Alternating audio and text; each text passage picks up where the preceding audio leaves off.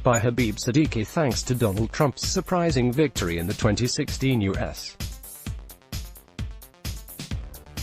presidential election. What was once a mistrust has now evolved into unfiltered love and fondness for the government. The white supremacists see one of them in the highest citadel of power. They feel emboldened and empowered, and have energized other hateful chauvinists, home and abroad, to unleash their violence. The Hindu-Twadi supremacists, also called Hindu nationalists both inside and outside India, are the biggest supporters of this evil entente in the West. It was no surprise that during the election campaign in 2016, Trump declared himself a big fan of Hindus and praised India's Hindu nationalist Prime Minister, Narendra Modi, the very man who as the chief minister had hitherto been found to be complicit in the killings of thousands of Muslims in Gujarat, let alone the daily lynching of Muslims in the last few years. Many of Trump's policy advisors are also linked to the Sangh Parivar, i.e., parties spawned by the Rashtriya Swayamsevak Sangh (RSS), which include Vishva Hindu Parishad, Akhil Bharatiya Vidyarthi Parishad, Bharatiya Kishan Sangh, and of course, the ruling BJP or the Bharatiya Janata Party, and many others with extremist Hindu ideology and program for Hinduization of India, Bharat. As aptly noted by researcher Aditya Chowdhury in the Al Jazeera, the 13th of December 2018, while an alliance between the Hindu far-right and the Western alt-right may appear confounding on the surface, it actually has a long history, going all the way back to the construction of the Aryan race identity, one of the ideological roots of Nazism, in the early 20th century. Coalition of populists, white supremacists, white nationalists, and neo-Nazis turned to India to find historic. Many members of the so-called alt-right are loosely knit and current justifications for their racist, xenophobic and divisive views. Using a specific, white nationalist, brand of Orientalism, they projected the fantasies about a racially pure society onto the Indian culture and in response received a warm welcome from Hindu fundamentalists in India, Chowdhury writes. Some history lesson may help us to understand this nexus well. Ever since Charles Darwin published On the Origin of Species, in 1859, language development was seen by many in relation to cultural development. German philologist and Orientalist, in particular, and Indologist Max Müller (1823–1900), a sincere admirer of Darwin, argued that a Caucasian race of nomadic warriors known as the Aryans, originating in the Caucasus Mountains in Central Asia, invaded northern India and Iran. One branch came to Iran, then continued to India somewhere between 1800 and 1500 BCE, and another branch went to Europe.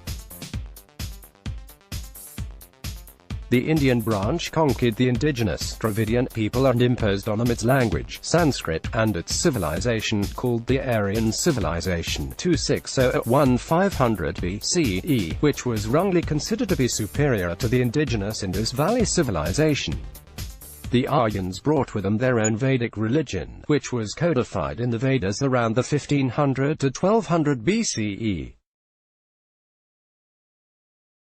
Never mind that for the Aryan invasion theory to be viable, the Aryans would have had to discover mountain passes among the treacherous Hindu Kush mountains, most of which are snow-free only 3 months a year, let alone the fact that the Indus Valley civilization that preceded Aryan invasion was much superior. This theory is accepted by most historians. This problem has led to the modification of the Aryan invasion theory into the Aryan migration theory, which says that Aryan migrants found mountain passes and entered the Indian subcontinent during the snow-free months and settled within or close to the Indus Valley civilization. Multiple waves of migration are possible, causing intermingling of the immigrant and local populations. There may have been significant exchange and assimilation of culture and language on both sides. Typical of the Eurocentric supremacist eccentricity of the 19th and early 20th centuries, these theories propelled the notion that the aboriginal occupants of India were primitive people and the achievements of ancient India was credited to the invading Aryans. Later in the 1920s, with the discovery of the Harappa Mohenjo-Daro sites of the Indus Valley civilization, which was obviously extremely advanced for its time with planned cities, standardized system of weights and bricks, etc., the Aryan invasion theory was modified to say that the nomadic barbarian Aryans had overthrown an advanced urban civilization.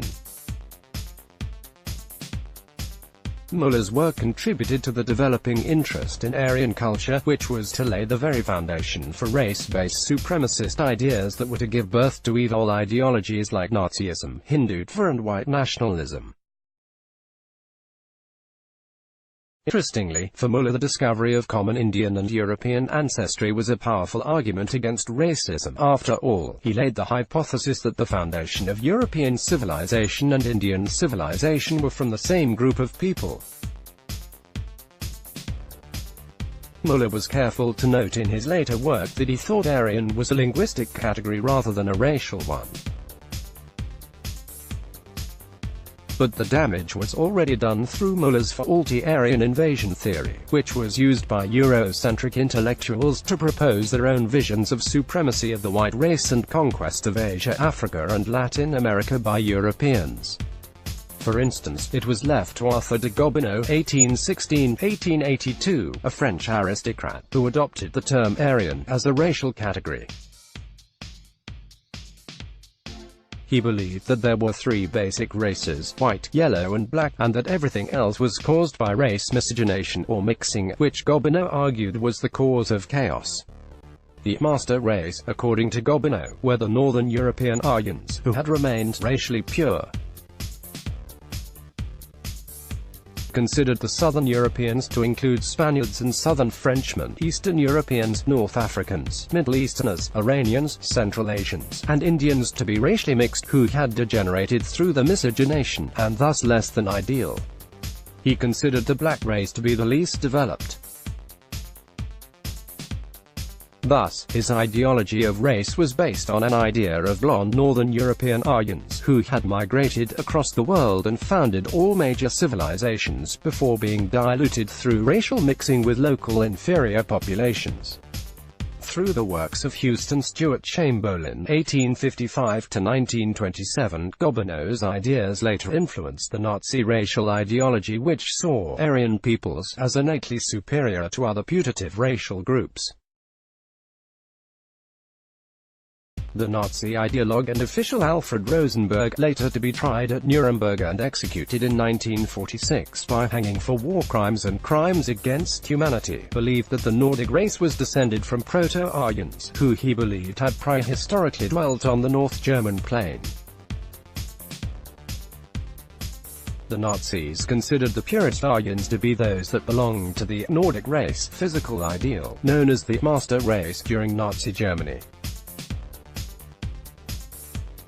Although the physical ideal of the Nazi racial theorists was typically the tall, fair-haired and light-eyed Nordic individual, such theorists accepted the fact that a considerable variety of hair and eye color existed within the racial categories they recognized, e.g., Adolf Hitler and many Nazi officials had dark hair and were still considered members of the Aryan race under Nazi racial doctrine. In September 1935, the Nazis passed the Nuremberg Laws. All Aryan Reich citizens were required to prove their Aryan ancestry. One way was to obtain an Ahnen pass, literally, ancestor pass, by providing proof through baptismal certificates that all four grandparents were of Aryan descent. In December 1935, the Nazis founded Lebensborn, literally, found life, to counteract the falling Aryan birth rates in Germany, and to promote Nazi eugenics. Meanwhile, in India, the British colonial government had followed Gobineau's arguments to foster the idea of a superior Aryan race that co-opted the Indian caste system in favor of imperial interests. In its fully developed form, the British-mediated interpretation foresaw a segregation of Aryan and non-Aryan along the lines of caste, with the upper castes being Aryan, and the lower ones being non-Aryan. The European reconstructive Aryanism not only allowed the British to identify themselves as high-caste superior race, but also allowed the Brahmins to view themselves as on par with the British, let alone sowing the seeds of division along the religious line. Further, it provoked the reinterpretation of Max Muller's Aryan theory, which gave rise to the emergence of Hindu-Twadi supremacist ideology in the 1920s, to be continued greater than Asian Tribune. Let's block ads. Why?